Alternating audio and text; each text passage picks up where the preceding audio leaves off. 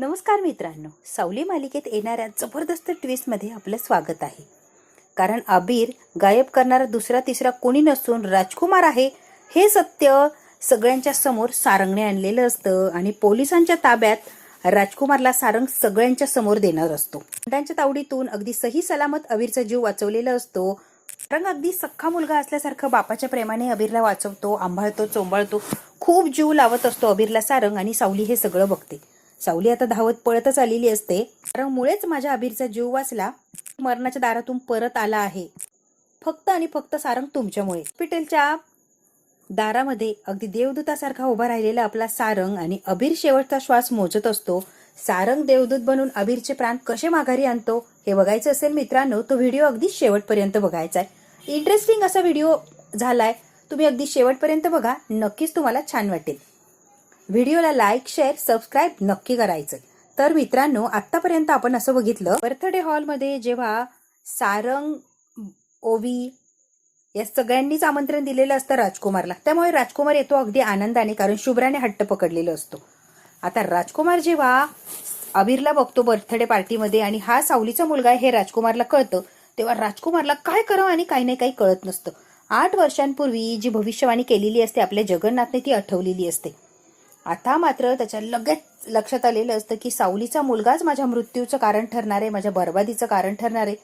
8 वर्षापूर्वी जगन्नाथने सांगितले आणि तसंही जगन्नाथने सांगितलेलं आतापर्यंत बाकीत खोटं ठरलेलं नाहीये. सावलीचा मुलगा हा अबीर आहे आणि याचा मी जीव घेणार, यात काही शंकाच नाही. राजकुमारने पाहता क्षणी ठरवलेलं असतं. अबीरच्या वाढदिवसाच्या दिवशी राजकुमारने जबरदस्त असा गेम प्लॅन केलेला असतो की बर्थडे थोडा रंगात आला की बरोबर या अबीरला उचलायचं. बरोबर त्याने तो प्लॅन वर्क सुद्धा केलेला असतो. हे सगळे बर्थडे पार्टीच्या नादाला लागलेले असतात आणि सगळे जिकडे तिकडे आता रमलेले असतात. याच गोष्टीचा फायदा राजकुमार घेतो आणि बरोबर गुंडांना सांगून त्याने अबीरला उचललेलं असतो. अबीर गायब झालाय म्हणून सगळेच हादरलेले असतात. सावली, सारंग अगदी हदरून जातात. सावली तो कोलबडून गेलेली असते. आता काय करावं आणि काय नाही कळत नाही. सगळा जीव सावलीचा त्या अबीरमध्ये असतो. फक्त आणि फक्त अबीरसाठीच तिला जगायचं असतं, कारण नवरा, एक पोरगी ऑलरेडी सगळे तिच्याकडून हिसकावून घेतलेलं असतं. फक्त अबीर असतो आणि अबीरकडे बघूनच तिला आयुष्य काढायचं असतं. तो अबीरच तिच्या जवळून कोणीतरी हिरावलाय म्हणल्यावर सावली कशी राहणार, अगदी कोलमडून पडलेली असते बिचारी. शब्द दिलेला असतो सावलीला, अबीरच्या केसालाही धक्का लावू देणार नाही, हा माझा शब्द आहे. सावलीला विश्वास असतो. सावली म्हणते, सारंग, माझ्या अबीरला सही सलामत आणायचंय. सारंग, बबलू, जगन्नाथ जीवाचं रान करतात आणि अबीरला शोधत असतात, पोलिसांना इन्व्हॉल्व्ह करतात. सगळेच आता अगदी एकजुटीने कामाला लागलेली असतात आणि आता अबीरचा शोध घ्यायला लागतात. आता अमृताने सावलीला सावरलेलं असतं. अगदी कोलमडून पडलेली असते सावली, काहीही तिला सुचत नसतं. अबीर अबीर एवढंच ती काय बोलत असते. गुंडा आता अबीरचा जीव सुद्धा घ्यायला लागलेले असतात. सीसीटीव्ही कॅमेऱ्यामध्ये चेक केल्यावर काही माणसं गाडीतनं उतरलेली असतात. तोंडाला मास्क वगैरे लावलेला असतो. मध्ये गाडीचा जो नंबर असतो तो सीसीटीव्ही फुटेज मध्ये कॅप्चर झालेला असतो. त्या लोकांनी जरी तोंडाला मास्क घातलाय तरी पण गाडीचा नंबर मात्र त्यांनी झाकलेला नसतो आणि बरोबर पोलिसांनी, सारंगने तो कॅप्चर केलेला असतो. आता बरोबर अबीरच्या दिशेने शोध घेत निघालेला असतो. पोलिसांची चांगल्या प्रमाणात मदत होत असते. नंबर गाडीचा चेक केलेला असतो, कुणाच्या नावावर गाडी आहे, मग तिचं लोकेशन वगैरे सारंग बरोबर त्याच्या पद्धतीने हँडल करत असतो आणि लवकरात लवकर अबीरपर्यंत पोहोचवण्याचा प्रयत्न करत असतो. स्वतःला तिथपर्यंत नेण्याचा तो प्रयत्न करत असतो. जे गुंड असतात लोणावळ्याच्या दिशेने फार्म हाऊसकडे चाललेले असतात. त्या रूम मध्ये त्याला एका बंद करून ठेवलेलं असतं आणि दुसऱ्या दिवशी सकाळीच त्याला संपवायचं असतो, अशी राजकुमारची ऑर्डर असते. इतका हुशार असतो.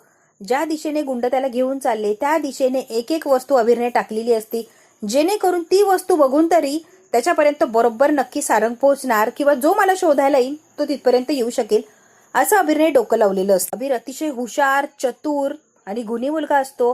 एवढ्या संकटाच्या काळात सुद्धा माझ्यापर्यंत कसा सहजासहजी हे लोक पोहोचतील याचा विचार केलेला असतो आणि बरोबर हुशारीने आपल्या जवळची एक एक वस्तू खाली खाली खाली टाकत तो चाललेला असतो. सीसीटीव्ही मध्ये दुकानाच्या समोरून बरोबर सारंग चेक करत चाललेला असतो. तेव्हा कुठली गाडी कोणत्या दिशेने गेले बरोबर सारंग हुशारीने शांतपणे सगळे लक्ष देऊन कामं करत असतो. त्यामुळे बरोबर अबीरपर्यंत तो लवकरात लवकर पोहोचणार, यात काही शंकाच नाही.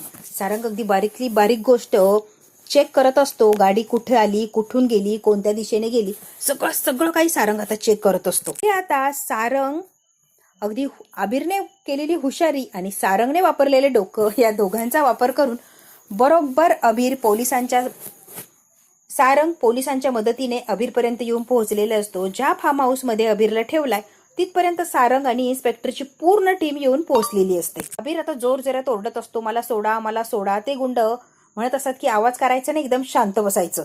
की कुठे थांबली याचं लोकेशन सारंग ट्रेस करत असतो. राजकुमारने खूप पैसा पाठवलेला असतो त्या गुंडांना, उद्यापर्यंत काम तमाम करून टाकायचं अशी ऑर्डर पण दिलेली असते. आजचीच रात्र त्यांच्याकडे असते, उद्या काम तमाम करायचं आणि तिथून फरार व्हायचं. दोन गुंड असतात, इतकी दारू पितात की त्यांना शुद्धच राहिलेली नसते, कारण पैसाच तेवढा मिळालेला असतो. की टल्ली झालेली असतात की त्यांना काहीच सुचत नाही. इतका हुशार असतो की तो घाबरलेला वगैरे असतो, पण एवढाही नाही. स्वतःचा बचाव करण्यासाठी तो अजूनही प्रयत्न करतच असतो. सावली, जगन्नाथ, सारंग सगळे अबीरचा शोध घेत असतात. त्यांचा शोध हा सुरूच असतो. दुसरीकडे आता सावलीने गणपती बाप्पाला पाण्यात ठेवलेलं असतं. जोपर्यंत माझा अबीर सही सलामत घरी येत नाही तोपर्यंत मी तुला पाण्यातून काय काढणार नाहीये. तुला मी आता पाण्यात ठेवणार म्हणजे ठेवणारच, आणि मी स्वतःचा अन्नाचा एक घास सुद्धा घेणार नाही. साठी तिने प्रार्थना सुरू केलेली असते. ओवी म्हणते, अगं अबीरला काहीच होणार नाहीये, देव बाप्पावर विश्वास ठेव, अबीर अगदी सही सलामत घरी येणार आहे. अबीर इतका ओरडत असतो की मला सोडा मला सोडा. राजकुमारची गुंड पैसा मिळाल्यामुळे इतकी पिसाळलेले की इतकी दारू पितात, शुद्धच राहिलेली नसते. ज्या बोटलने दारू प्यायलाय तीच बोटल फोडतो आणि डायरेक्ट अबीरच्या छातडात मारतो. आता मात्र अबीरच्या एवढ्याशा कवळ्या जीवावर वार केलेला असतो. अबीरला खोलवर लागलेलं असतं, इतकं रक्त व्हायला लागलेलं असतं अबीरचं. आता अबीरची तब्येत ढासाळत चाललेली असते. रक्त वाहिल्यामुळे आता तो वाचतो की नाही याची गॅरंटी राहिलेली नसते. अगदी काही सेकंदामध्ये हा सगळा खेळ झालेला असतो. इतका घाबरलेला असतो की त्याला माहिती आहे आता मी वाचणं शक्यच नाहीये. दारू पितात आणि झोपी गेलेले असतात. त्यांना काहीच भान नाही की हा मुलगा मरतोय की काय, काहीही देणं घेणं नसतं. मात्र हिंमत हरत नसतो, तो अजूनही लढत असतो. सावली मात्र देवाला प्रार्थना करत असते की माझ्या अबीरला काही होता कामा नये, आणि देवा काहीही कर, व्यवस्थित माझा अबीर माझ्यापर्यंत पोहोचव.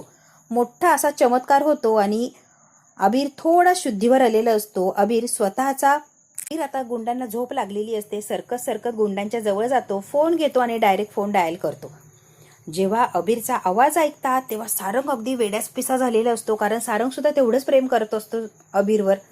काय करू आणि काही नाही सारंगला सुचत नसतं. जीव अगदी त्याचा उलघाल व्हायला लागलेला असतो की मी काय करू आणि कसं माझ्या अबीरपर्यंत पोहोचू. जीव अगदी टांगणीला लागलेला असतो आपल्या सारंगचा. सुपर हिरो, मला वाचवा, माझी फार अवस्था वाईट झालीये, त्या लोकांनी मला मारलंय, गुंडांनी दारू प्यायली आणि त्याच बोटांनी माझ्यावर वार केले, माझं खूप रक्त वाहिलंय आणि मी आता हळूहळू बेशुद्ध व्हायला लागलो. माहित नाही त्या लोकांनी मला कुठे आणलंय. वर बोलताना ऐकलं होतं की लोणावळ्याच्या फार्मवर जायचंय आपल्याला. फोनवरून फोन केला, ज्या गुंडांनी मला पकडले त्या गुंडांच्या फोनवरूनच मी फोन केला. लोकेशन ऑन कर आणि त्यावरून मला लाईव्ह लोकेशन भेट. हा त्रास होत असतो, रक्त वाहिलेलं असतं, अगदी त्याचे डोळे बंद होत असतात, तरी सुद्धा अबीर इतका हुशार चुनचुनीत मुलगा असतो. एवढ्या बेशुद्धीच्या याच्यात सुद्धा त्याने लोकेशन ऑन केलेलं असतं आणि बरोबर एक्झॅक्ट लोकेशन सारंगला पाठवलेलं असतं. सारंगला आता लोकेशन मिळालेलं असतं. काहीही करून अगदी वाऱ्याच्या वेगाने त्याला अबीरपर्यंत पोहोचायचं असतं. अबीरचा जीव वाचणं फार महत्वाचं असतं आणि सावलीला शब्द दिलेला असतो की तुझ्या अबीरच्या केसालाही धक्का लागणार नाही. तो शब्दही त्याला पाळायचा असतो, कारण सावलीने त्याच्यावर विश्वास ठेवलेला असतो तब्बल 8 वर्षानंतर. आणि सारंग तेव्हाच म्हणलेला असतो की हा विश्वास ठेवलाय, हा विश्वास मी सार्थकी लागू देणार, कुठेच गालबोट लागू देणार नाही. म्हणून अगदी जीवाचं रान करतो आणि तो अबीरला सापडण्यासाठी किंवा व्यवस्थित पकडण्यासाठी तिथे धावपळ करतच असतो. अबीरने लोकेशन पाठवल्यामुळे यांचं काम खूप सोपं झालेलं असतं. एक्झॅक्टली तिथे पोहोचलेला असतो आणि अबीरला बेशुद्ध अवस्थेत रक्ताच्या थारोळ्यात बघतो. सारंगला काहीही सुचत नसतं, अगदी बंद झालेलं आहे सगळं असं वाटायला लागलेलं, अगदी सुन्न झालेलं असतो सारंग काही क्षणासाठी. त्यांना ताब्यात वगैरे घेतलेलं असतं इन्स्पेक्टरने आणि सगळ्यात आधी अबीरला हॉस्पिटलाइज केलेलं असतं. अबीरला आता सारंगने स्वतः ऍडमिट केलेलं असतं हॉस्पिटलमध्ये. अबीरवर काय बेतत असती अबीरला माहिती, आणि त्यात अबीरला अशा अवस्थेत बघून सारंगची काय अवस्था झाली आहे सारंगला माहिती. एका बापाला आपला पोरगा रक्ताच्या थारोळ्यात पडलेला बघून काय अवस्था झाली असेल, काय त्या सारंगवर वेळ आली असेल. वेडापिसा झालेला असतो हा सारंग. म्हटलो या शहरातला मोठ्यातल्या मोठ्या दवाखान्यात नेणार आणि अबीरचा जीव वाचवणार, काहीही झालं तरी. आता सारंग फोन लावून सांगतो अबीर सापडलाय, ची तब्येत ठीक नाहीये, फार वाईट अवस्था आहे. त्यांनी त्याच्यावर वार केलाय काचेच्या बोटलने. तर पायाखालची जमीन सरकते की हे काय ऐकतोय मी. त्यांना सावलीला घेऊन हॉस्पिटलमध्ये लगेच निघालेले असतात. सारंगला अबीर सापडलाय याचा आनंद झालेला असतो, पण अबीर कुठे सावलीला एक्झॅक्टली सांगत नाही, फक्त जायचंय एवढं जगन्नाथ सांगतात. जायचंय त्याला, अबीर लवकर भेटेल ना. जगन्नाथजी म्हणतात सावली अजिबात टेन्शन घेऊ नको, चाललोय ना आपण, मग बरोबर भेटेल तुला. आलंय आपल्याला, कुठे जायचंय एवढ्या घाईघाईने, तो घरी काय येत नाहीये.